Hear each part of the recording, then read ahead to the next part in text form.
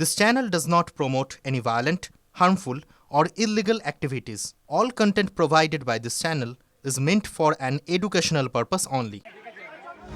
এবার এই ঘটনায় বিস্ফোরক এক বক্তব্য শোনাবো। কুলতলির ছাত্রী খুনের ঘটনার মধ্যে বিস্ফোরক অভিযোগ করলেন মৃতার পিসি। তার মেয়েও ধর্ষিত হয়েছিলেন বলে তিনি জানাচ্ছেন। পুলিশের বিরুদ্ধে টাকা দিয়ে কেস তুলে দেওয়ার অভিযোগ তিনি করছেন। পুলিশের ওপর কোনো ভরসা নেই, এ রাজ্যে বিচার পাওয়া যায় না, এমনটা আক্ষেপ করলেন মৃত নাবালিকার পিসি। বিস্ফোরক কি বললেন তিনি শোনাবো আপনাদের। পুলিশের প্রতি পুরো ভরসাই ছেড়ে দিচ্ছি। এই রাজ্যের বিচার পাওয়া খুব ডিফিকাল্ট ব্যাপার। এ রাজ্যে বিচার পাবো না কেন? এ রাজ্যে আমরা আতঙ্কেতে আছি। আতঙ্কে কেন আছি? আমার মেয়ের 2020 সালে রেপ হয়, 22 সাল অবধি কেস চলছিল। কোনো দিন আজ অবধি সেই বিচার তো পাইনি।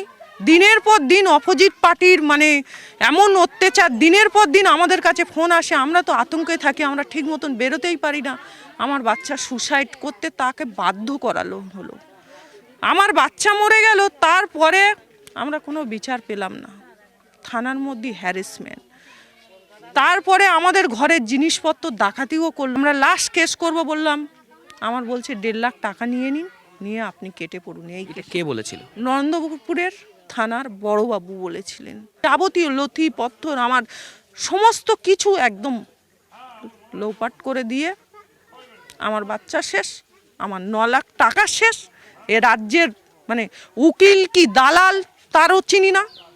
তার নাম ইতব্রত সাহা অ্যান্ড বাবাই সাহা। সে আমার দিনের পর দিন কানে হেডফোন গুঁজে ঘরের মধ্যে বন্দি করে করে রেখে আমার একেবারে পুরো ধ্বংস করে দিয়েছে। এ রাজ্যের পুলিশের প্রতি বা এ রাজ্যের রাজার প্রতি আমাদের কোনো নেই, ভরসা নেই। এখনো বিচার পাইনি, আমার পাশে কেউ নেই। আবার সেই একটা ঘটনা ঘটলো। আবার আমার ভাইটা কালকের লোকের কাছে কাগজি মিনতি, যদি পুলিশ একটু সহযোগিতা করতো, কালকে আমাদের এই ছোট্ট বাচ্চাটা পাওয়া যেত, জীবিত অবস্থায় পাওয়া যেত। এই ছোট্ট বাচ্চাটা পেলাম না, পুলিশের গাফলতিতেই এই ছোট বাচ্চাটাকে পেলাম না। এ কোন রাজ্য? এ তো দালাল রাজ্য। ওর থেকে আমরা সবাই মিলে মরে যাওয়াই মনে হয় বেটার।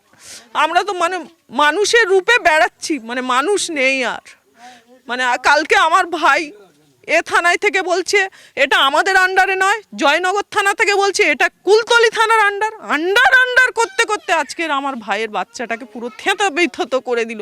পুরো ছিন্ন বিচ্ছিন্ন নরপিচাসগুলো পুরো কামড়ে কামড়ে খেয়েছে একদম।